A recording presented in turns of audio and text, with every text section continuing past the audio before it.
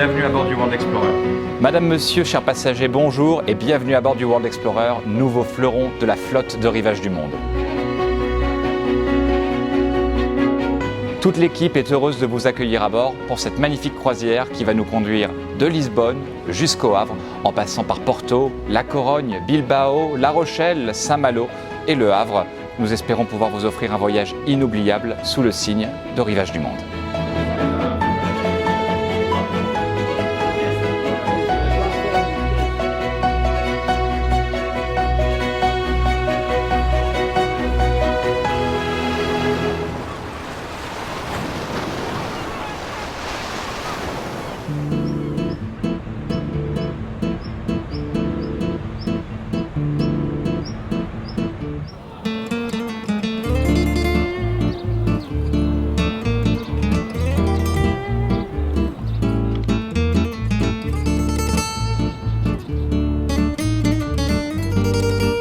Assurément européenne, Lisbonne est une capitale qui ne ressemble à aucune autre.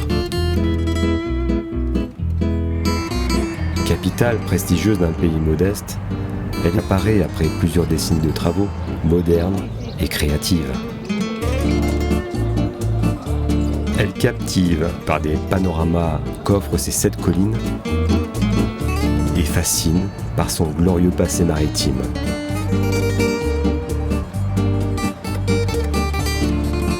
C'est aussi une capitale où se mêlent avec délice plusieurs époques et atmosphères, propres à chacun de ses quartiers historiques. C'est enfin une expérience unique et personnelle qui s'offre à celles et ceux qui la visitent, poussant le visiteur à ralentir le rythme pour profiter des petits instants et des plaisirs éphémères.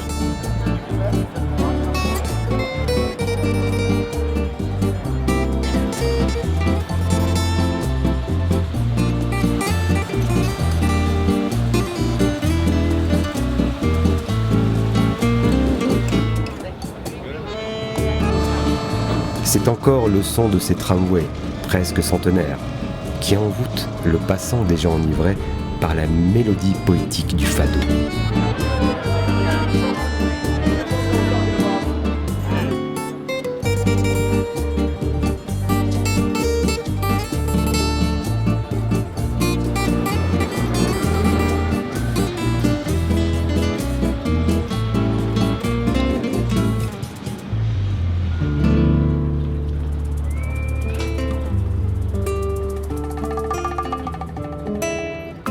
L'Alfama s'étage sur le flanc sud d'une colline qui descend vers le Tage.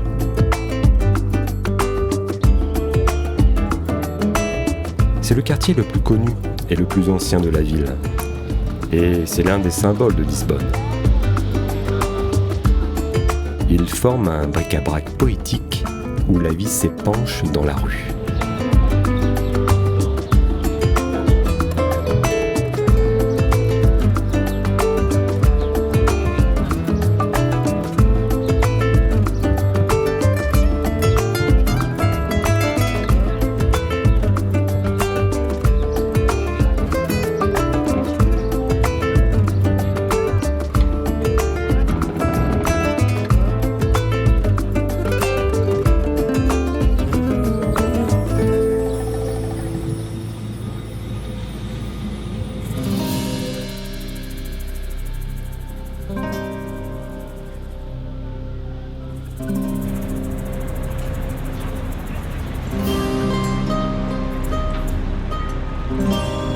Le monument en découverte rend hommage aux explorateurs et aux visionnaires portugais du XVe et du XVIe siècle qui ont permis au Portugal de s'établir comme la nation de l'époque avec le plus grand nombre de prouesses maritimes.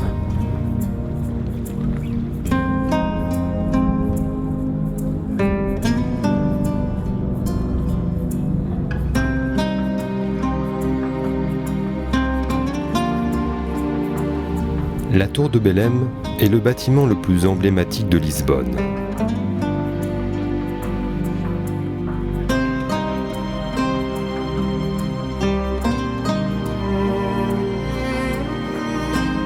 Bâtie à l'origine au milieu du Tage, La tour de Belém défendait l'estuaire du fleuve et le monastère des Hiéronymites. Cet édifice monumental du XVIe siècle témoigne de la richesse des découvertes portugaises à travers le monde. Il a en effet été construit pour commémorer le retour d'Inde de Vasco de Gama. Sa construction s'est étalée sur près d'un siècle et ses architectes successifs y ont apporté différentes influences stylistiques du gothique au classicisme.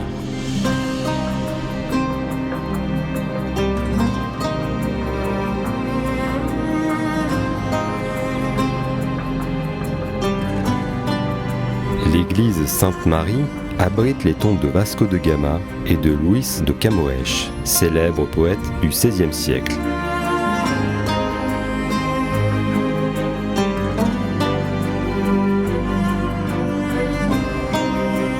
Accolé à l'église, le cloître possède une richesse sculpturale impressionnante.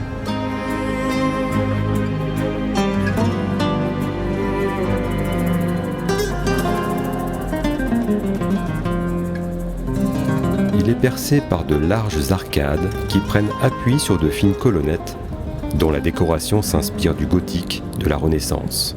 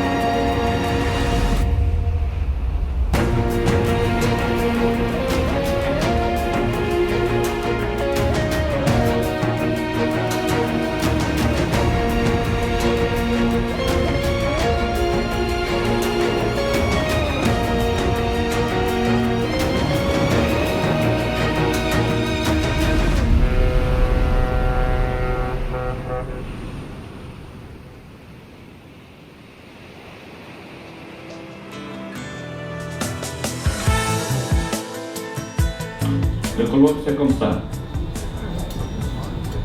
Ok? Le sardine, c'est un poisson qui est pas cher. C'est un poisson que tout le monde peut acheter. Pour la sardine, c'est plus facile. 1 litre de l'eau, 20 grammes de sel. Ok? Mais parce que les poissons sont faits comme ça, le sabot, c'est merveilleux. C'est merveilleux. C'est de la poésie. C'est jambon et c'est pas cher. Si vous avez une fête dans votre maison, c'est un bon canapé pour tout le monde, hein? Et c'est joli. C'est bon.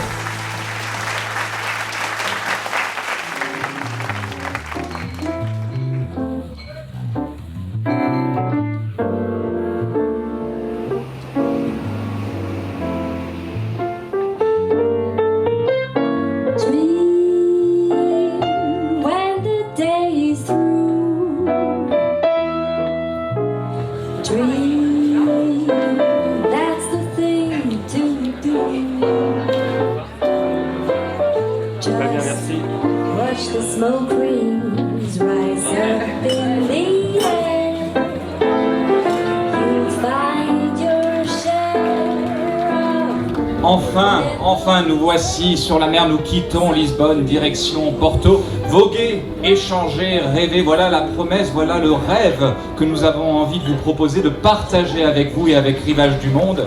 Commandant, Monsieur Albuquerque, Amadeu José da Silva, votre commandant Albuquerque. On a 111 membres d'équipage de 14-15 nationalités. Beaucoup d'eux vous ne verrez jamais. mais ils travaillent avec la même passion pour vous.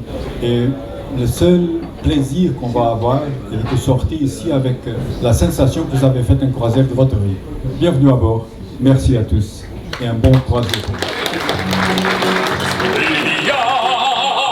Liviamo negli lieti calici che la bellezza infiora e là fuggevo l'ora s'inebri la voluta.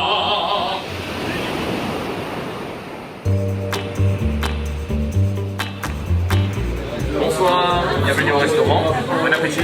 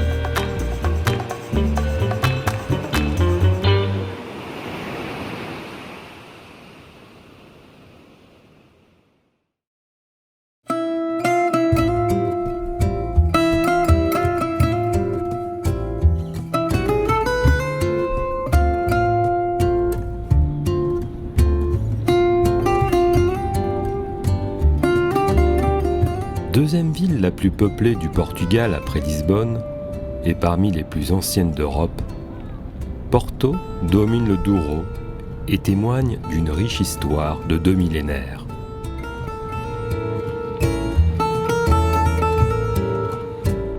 À la fois humble et opulente, la ville, classée à l'UNESCO, séduit tout autant par le charme de son centre historique que par sa cuisine, ses vins délicieux, sa vie animée et sa sympathique population. La meilleure façon de l'apprécier est de musarder dans ses rues pentues et colorées. Venelles et ruelles escarpées partent à l'assaut de la rive droite jusqu'à l'imposante cathédrale qui veille sur le vieux Porto.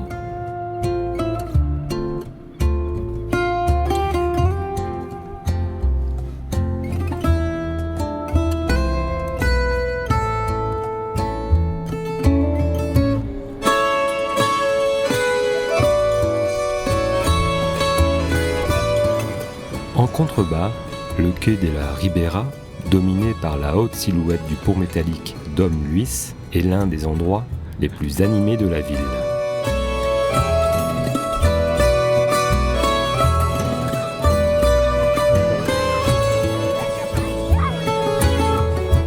Avec ses nombreux restaurants, ses maisons vétustes pavoisées d'azuleros et de lessives multicolores, le quartier respire la douceur de vivre.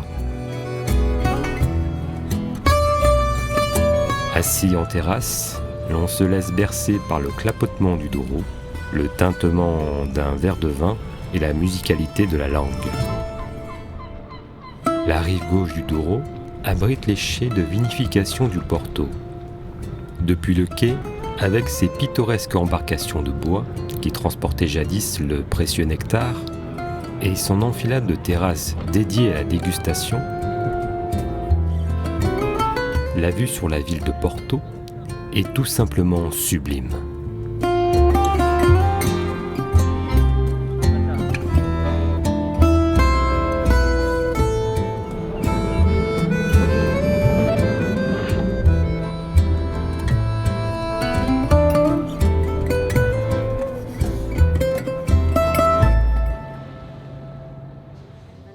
Toute la production du vin, généralement ici au nord du Portugal, commence dans la vallée du Douro. La vallée du Douro, c'est la région qui est ici au nord du Portugal, localisée à 130 km d'ici, jusqu'à côté de la frontière avec Espagne. Donc là-bas, nous avons un total de toute la région, 250 000 hectares.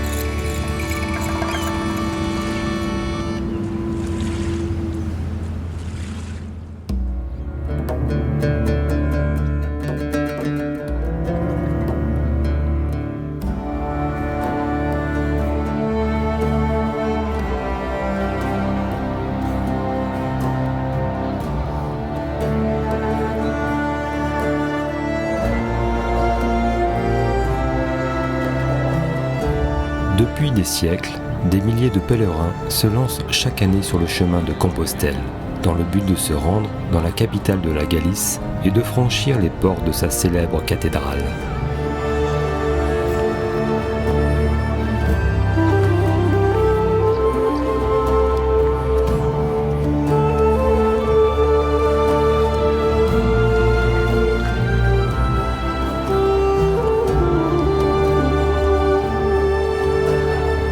Pour les fidèles, Saint-Jacques de Compostelle est comme une ligne d'arrivée.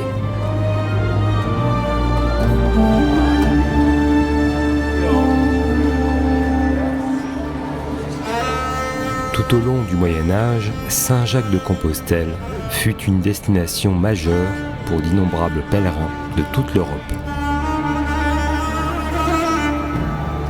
Pour atteindre l'Espagne, les pèlerins traversaient la France. 4 voies symboliques partant de Paris, de Vézelay, du Puy et d'Arles et menant à la traversée des Pyrénées résument les itinéraires innombrables empruntés par les voyageurs.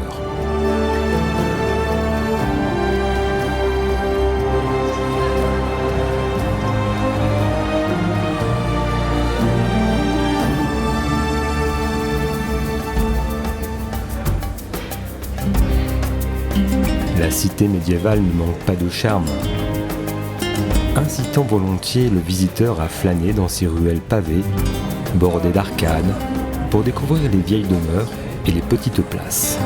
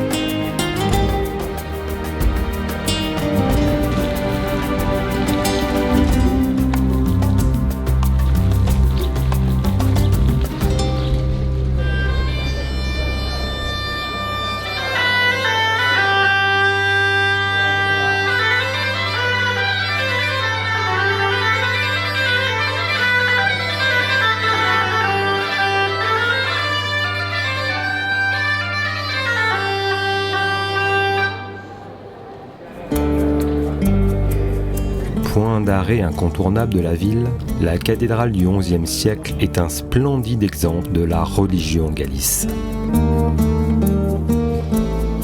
Édifié à partir de 1075, le monument a connu plusieurs phases de travaux et d'agrandissement, qui offrent un mélange de styles allant du roman au néoclassique, en passant par le baroque et le gothique.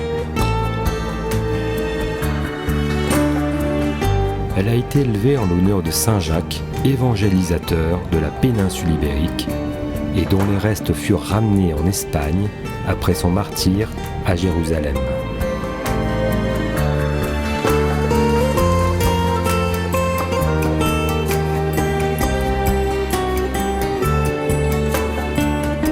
À l'intérieur du monument, on retrouve intacte l'immense cathédrale romane où se pressaient les pèlerins.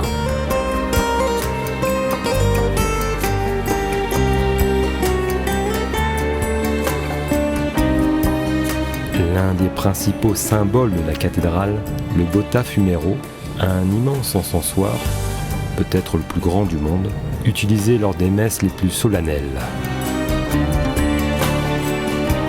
Oublié pendant près de 8 siècles, c'est la redécouverte du tombeau de l'apôtre par un ermite et l'évêque local qui permit de faire de Saint-Jacques de Compostelle un lieu majeur de la chrétienté.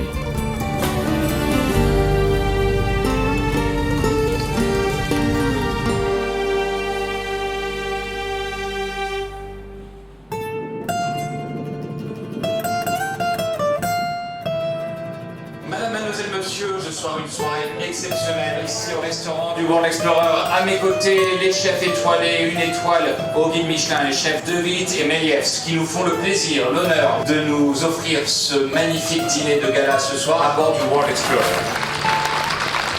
Worden de hapjes naar wens waren, dan gaan ze dadelijk van start met het menu. We gaan zo dadelijk van start met het menu. Te beginnen met een hapje van Benoît nog. Ja, we beginnen met een... En français. On commence avec un petit cappuccino de poivron aromatisé au gingembre. Et avec ça, on a fait une huile un peu asiatique à la verveine.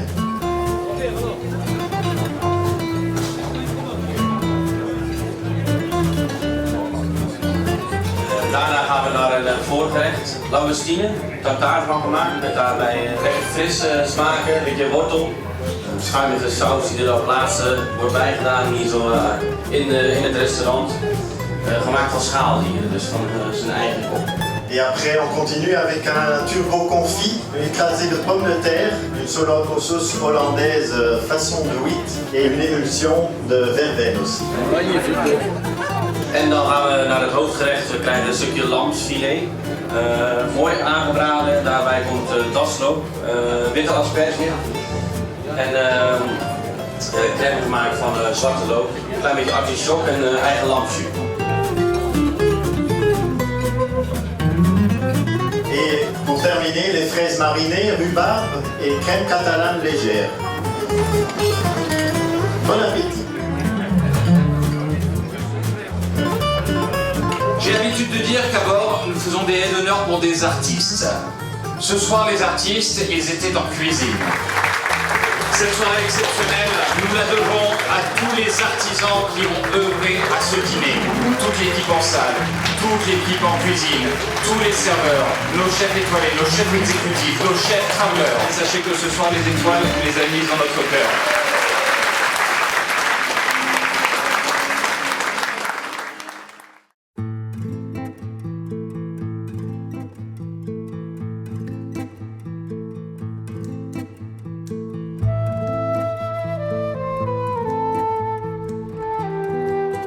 Trop souvent délaissée au profit des autres métropoles espagnoles, la ville de Bilbao est depuis quelques années une nouvelle destination touristique caractérisée par son rayonnement culturel.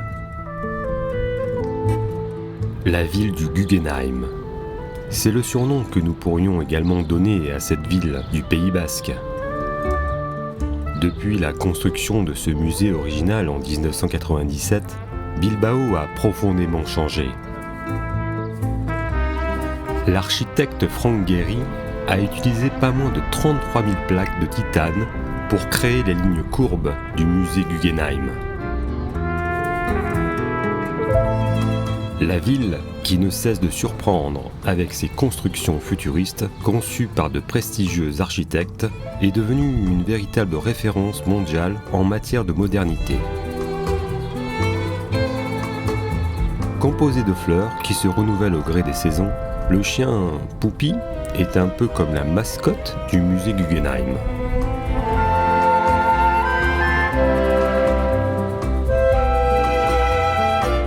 Ce qui confère à Bilbao son caractère unique, c'est ce curieux mariage entre modernité et tradition.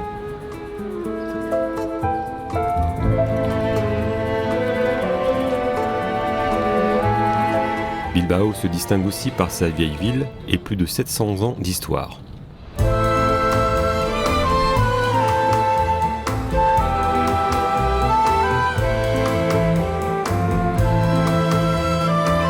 Il est agréable de se promener dans son vieux quartier, surnommé les Siete Calles, les 7 rues.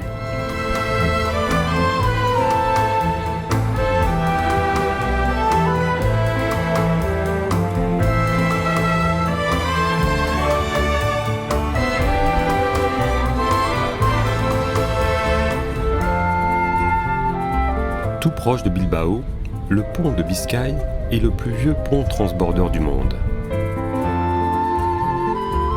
Il s'agit d'un ouvrage révolutionnaire puisqu'il fut le premier pont transbordeur du monde.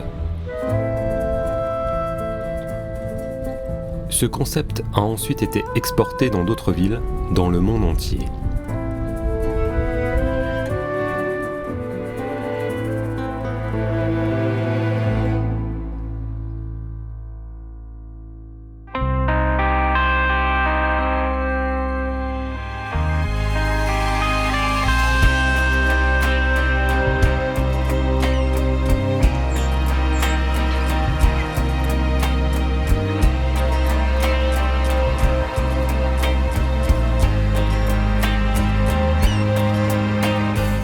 Située au bord de l'océan, La Rochelle est la cité maritime par excellence.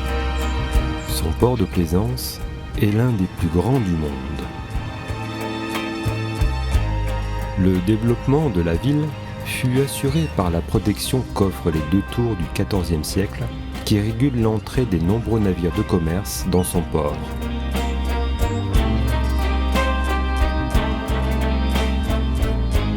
La tour Saint-Nicolas, véritable donjon orienté vers la mer, remplissait des fonctions militaires. La tour de la chaîne, quant à elle, abritait le mécanisme de manœuvre de la chaîne qui reliait les 2 tours entre elles pour bloquer l'accès au port. Un peu plus loin, sur le rivage, la tour de la Lanterne, édifiée un siècle plus tard, se distingue des 2 autres par la flèche gothique qui la surmonte. Elle a longtemps constitué un phare avant d'être utilisée comme prison à partir du XVIe siècle.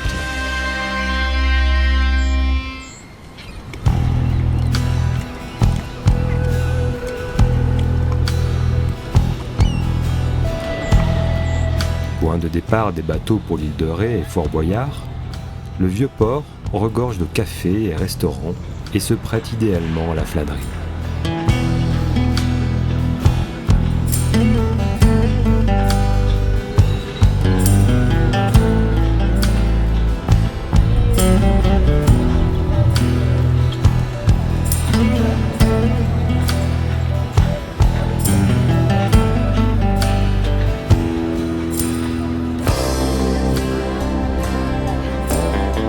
C'est l'endroit où locaux et touristes se rejoignent pour partager une promenade en écoutant la brise marine faisant claquer les mâts des bateaux de plaisance.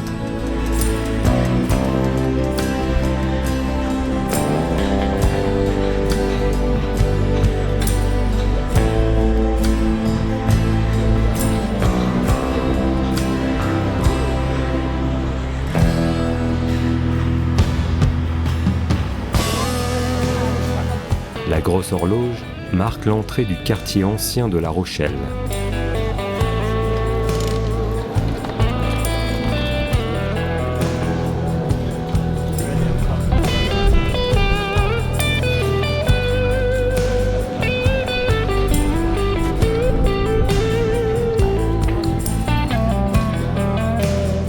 Il abrite des maisons médiévales à colombages et une architecture renaissance avec ses rues à arcades du XVIIe siècle.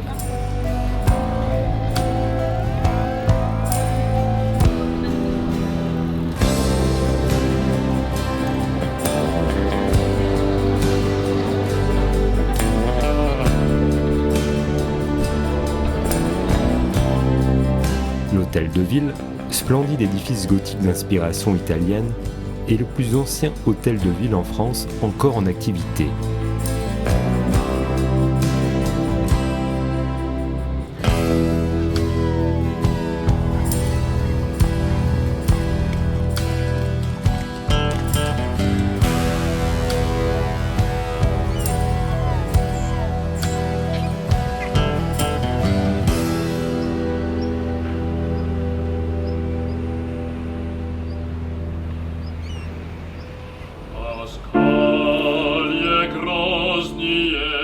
Drabiata sriavam volni, izbieloj pienojo, krotia spekut nazad. Odważne люди стран полночных, великих погонин, угрюмо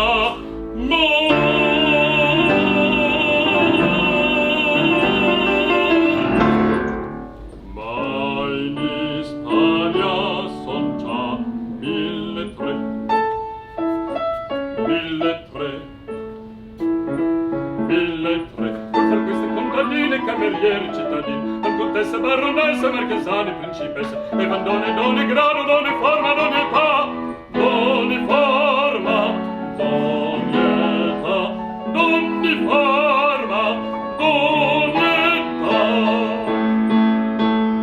Dolci, ciccio, ciutti, voto mi faceste risvegliar, col ciciccio di voto mi faceste risvegliar, col ciciccio di voto mi faceste risvegliar, col ciciccio mi faceste risvegliar, col mi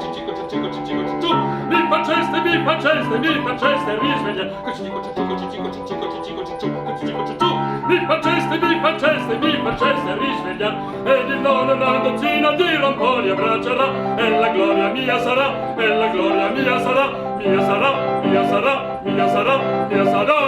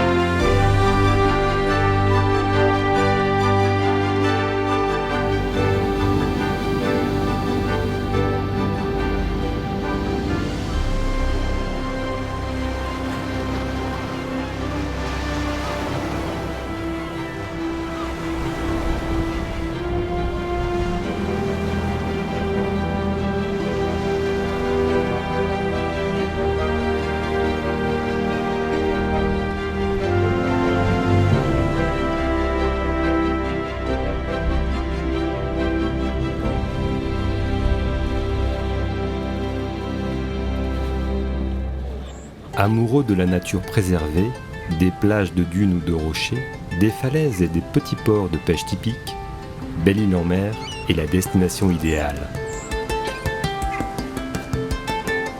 La citadelle Vauban, dominant le port du Palais, nous accueille.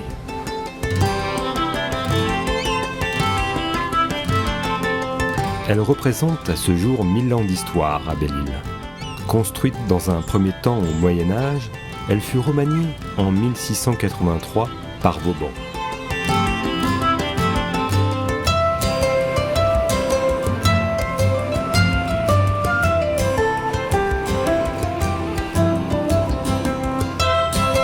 Belle-Île-en-Mer, c'est un lieu mythique.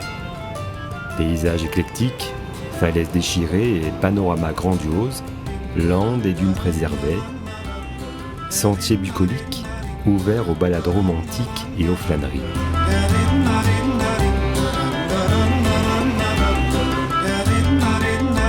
L'île qui porte si bien son nom doit son élogieuse réputation à son environnement exceptionnel. Au travers de ses 85 km² de nature préservée et qui en font la plus grande île des îles du Ponant.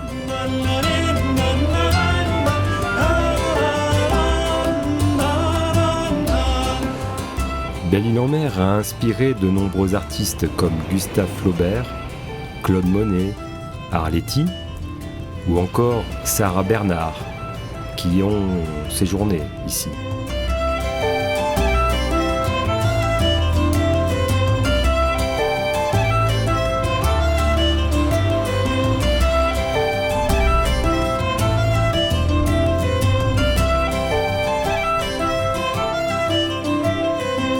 Au nord de l'île, le port de Sauzon et son village aux maisons colorées nous rappellent certains tableaux du peintre Monet.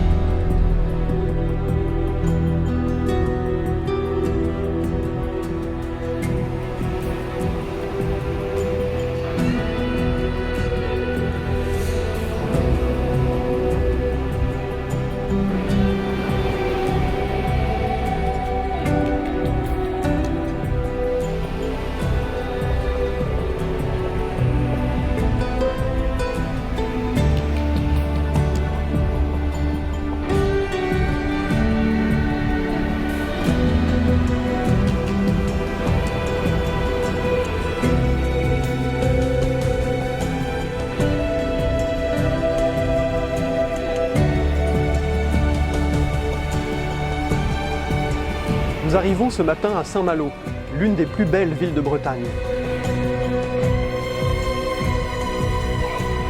Au VIe siècle, un ermite venu du pays de Galles s'est installé sur un rocher en face de la cité épiscopale d'Alette.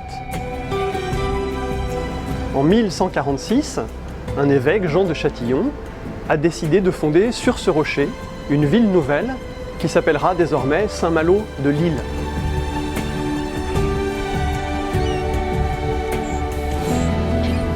Après la découverte du Nouveau Monde, de l'Amérique, la ville va devenir l'un des principaux ports de France et l'une des villes les plus riches de Bretagne. La cité de Jacques Cartier va prospérer grâce aux bénéfices des fourrures canadiennes, mais aussi de la morue de Terre-Neuve. Au XVIIe siècle, au XVIIIe siècle surtout, l'ennemi, c'est l'anglais. Et donc, on envoie un disciple de Vauban, Siméon Garangeau, pour agrandir la ville, pour créer des forteresses afin de la protéger et pour modifier ses remparts.